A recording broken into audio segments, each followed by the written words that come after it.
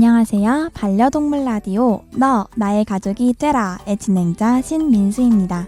반려동물은 사람과 함께 더불어 살아가며 심리적으로 안정감과 친밀감을 주는 친구, 가족과 같은 존재이지요. 라디오 제목에서 너는 여러분들을, 나는 바로 오늘 소개할 동물을 의미합니다. 어쩌면 누군가의 가족이 될 수 있는 친구들을 오늘 한번 만나보려 합니다. 그럼 시작하기 전에 노래 한 곡 듣고 올게요.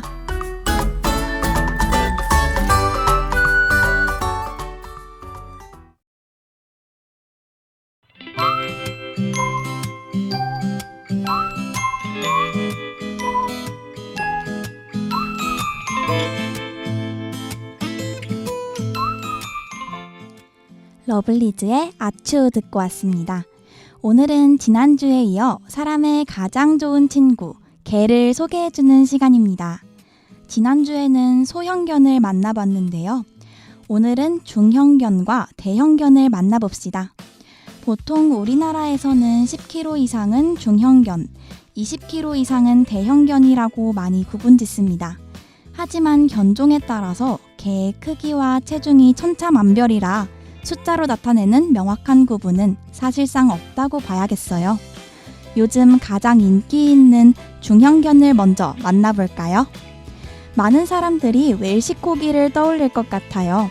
몸무게는 13kg 정도이고 짧은 다리와 긴 허리, 식빵 같은 궁둥이가 매력적인 친구랍니다. 사회성이 뛰어나고 노는 걸 좋아하는 성격이에요.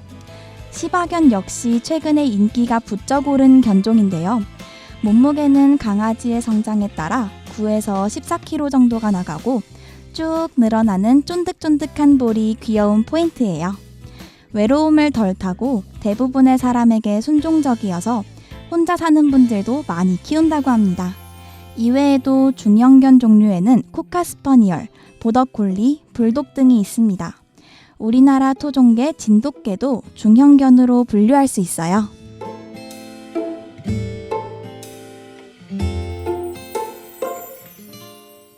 대형견 중에서 대표적인 견종으로는 뭐가 있을까요? 첫 번째 친구는 골든 리트리버입니다. 평균 체중은 25kg 정도라고 하며 온순하고 사람을 잘 따르기 때문에 천사견이라고 불리기도 해요. 또한 인내심이 강하고 영리하기 때문에 시각장애인들을 위한 안내견으로도 활약한답니다. 두 번째 친구는 카리스마 넘치는 외모로 인기가 많은 시베리안 허스키입니다.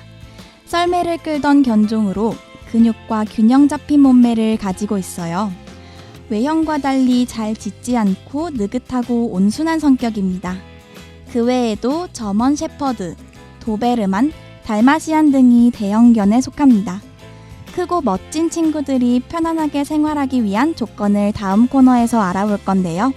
영거의 93 듣고 와서 시작해봅시다.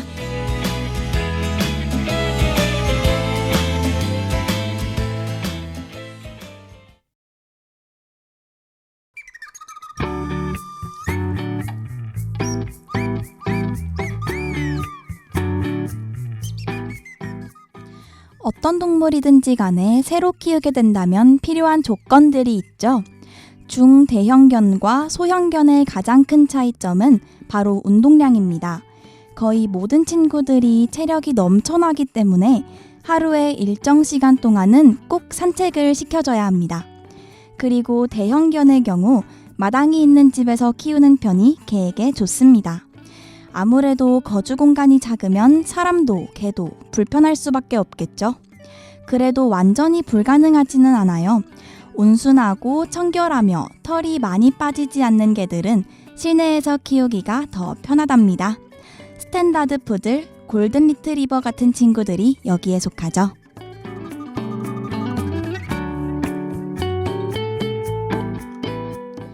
개 지배 종류도 매우 다양합니다. 캔넬, 텐트, 원목, 철창, 펜스 등 주거 환경에 맞는 집을 만들어줍시다. 원목하우스나 펜스는 마당이 있는 집에서 주로 사용하고 실내에서 텐트나 철창을 설치한 뒤 이불이나 방석을 깔아주는 방법도 있어요. 캔넬은 사람이 들 수 있어서 강아지를 데리고 밖으로 나가거나 교통수단을 이용할 때 사용할 수 있습니다. 중형견만 되어도 직접 들기에는 꽤 무겁기 때문에 집으로 사용하지 않아도 이동장은 꼭 필요할 것 같아요.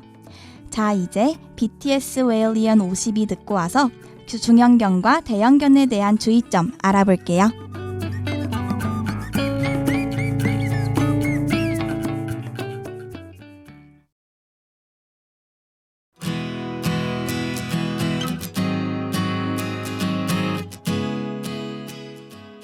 앞에서 말했던 웰시 코기, 시바견, 골든 리트리버, 시베리아 허스키의 공통점이 무엇일까요?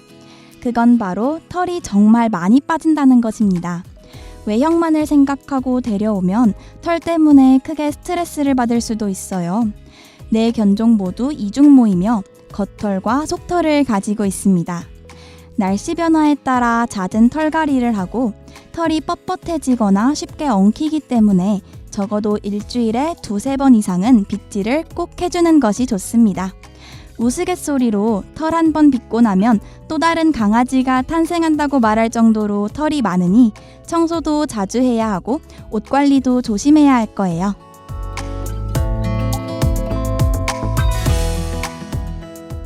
훈련, 모든 강아지에게 필요하지만 소형견보다 더 특별히 신경 써야 할 훈련은 무엇이 있을까요?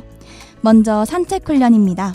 공격성이 없더라도 낯선 사람에게서 자신을 방어하기 위한 최후의 수단으로 사람을 공격하는 경우가 있어 산책 훈련은 꼭 필요합니다. 그중 제지 훈련이라는 것이 있어요. 리드줄을 잡고 기다려를 말했을 때 행동을 멈추는 훈련을 반복하는 것입니다. 이런 훈련을 거치면 돌발 행동을 멈추고 듬직한 성격을 가진 대형견이 될 수 있을 거예요. 주인 외의 사람들에 대한 경계심을 없애주는 것도 원활한 산책을 향한 지름길이 됩니다.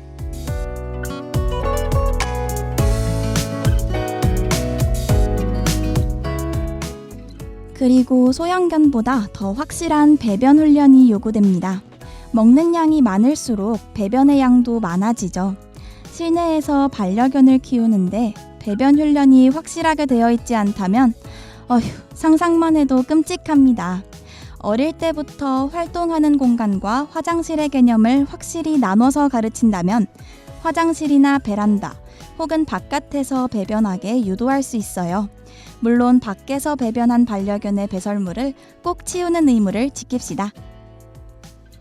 다음은 헛짖음 훈련이에요. 공동주택에서 크게 짖는 반려견은 소음 공해를 일으키고 갈등의 원인이 됩니다. 마찬가지로 어릴 때부터 반복적인 학습을 통해 짖지 않도록 해줍시다. 마지막으로 어린아이에게 장난치지 않게 해야 합니다.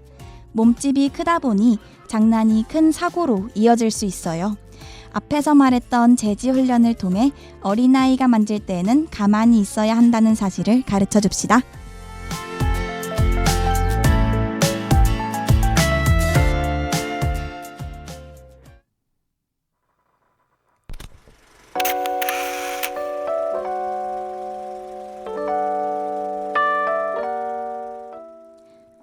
반려동물을 데려온다는 것은 그 동물의 인생을 전부 책임져야 한다는 의미입니다.